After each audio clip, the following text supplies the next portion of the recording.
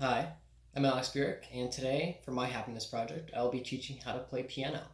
Except, when it comes to piano, you don't actually have to know how to play piano to make it sound like you do. Because there's this thing called jazz, and in jazz, there's improv. It's like the main basis of it. And with improv, you can just play random notes, and you'll be fine, honestly. So, someone like me, who is not a piano player at all, can make it somewhat sound like I know how to play piano. However, I might be a band kid, but I did saxophone and clarinet, so piano's not my expertise. But I did do jazz, which means I have the slightest understanding of how to improv, and by knowing the right chords, you can make it sound like you know how to do it too. So, in jazz, there's these things called blues chords, which is the main basis of what you're usually improving in a standard high school jazz band song. Um, it's only a few notes. So the one I'll be showing how to play in today will be G blues, which is pretty much the most common one. That's like the standard. So it goes G, E flat, E, E flat, D, F, G. So it's gonna sound something like.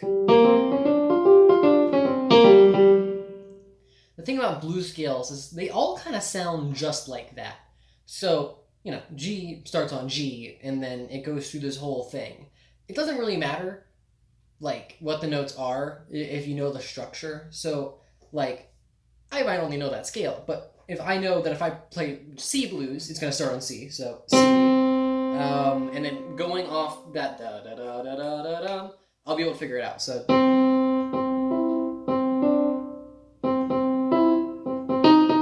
okay, that sounds bluesy. More bluesy.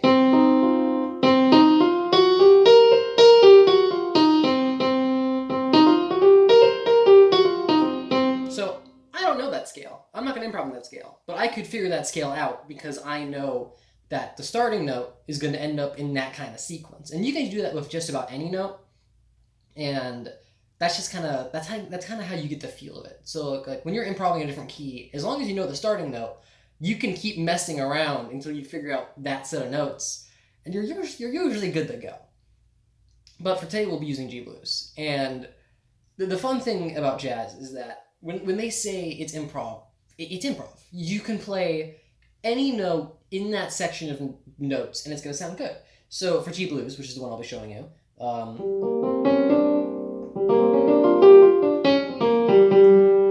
as long as I play one of those notes, it's going to sound decent. Also, there will be a little bit of a video tutorial going on. Hopefully, I don't forget to edit it in.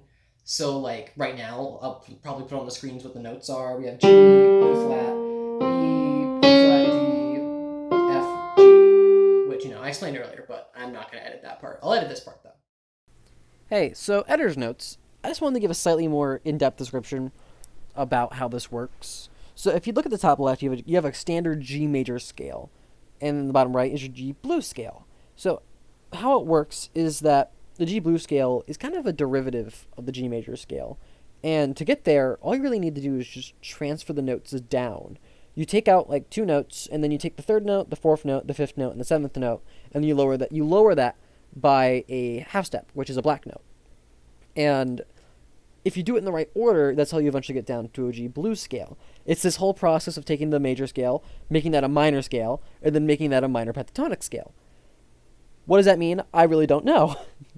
But thankfully, when it comes to this whole strategy of improv, of just learning the chord structure, you don't have to know. You just take the bottom note, you play the notes until it sounds like you have the right structure, and you're pretty much just good to go to improv on it. You take that structure, you find that backing track, and then you're good to go. But yeah, back to the video.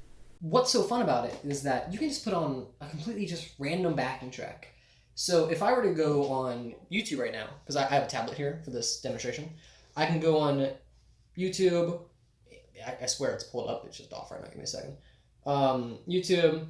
I already have. It's called Gorgeous Blues Backing Track in G. Any backing track works as long as it's blues in G. You're good to go. So if I just play it.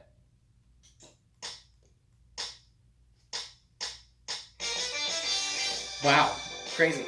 So, I lower the volume so you can hear the piano. But any notes I play that goes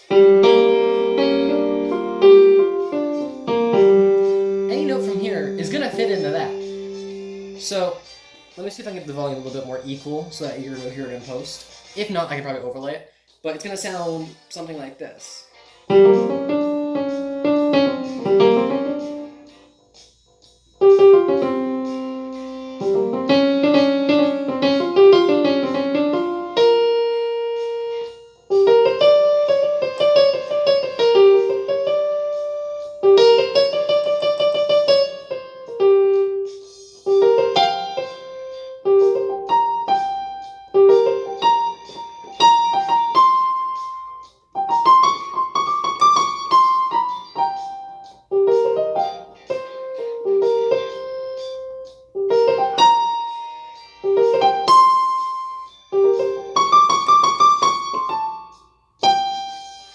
See?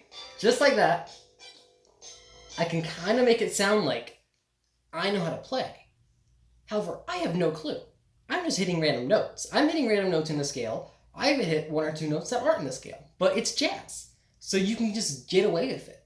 So the main thing here is all you gotta do, just find any kind of backing track and then just play those notes. The easiest way to do it is, you probably want to search up Google and look at the several note structures. So if you want to play C blues, I suggest C blues is the easiest.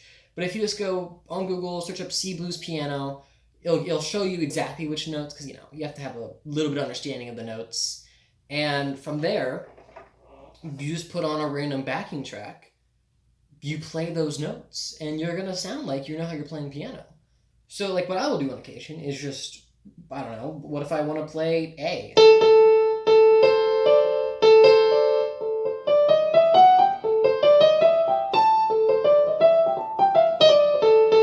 I would just go, play that note, pull up a blues backing track, and then I'll just be sitting there playing random notes, and other people are just going to think that I know how to play jazz. It's honestly that simple. And, maybe at the end of the day, you might really not be knowing how to play piano properly, but it's a lot of fun to just sit back, relax, hit a bunch of random notes, and just sound like you're doing good. And, that's what makes me happy.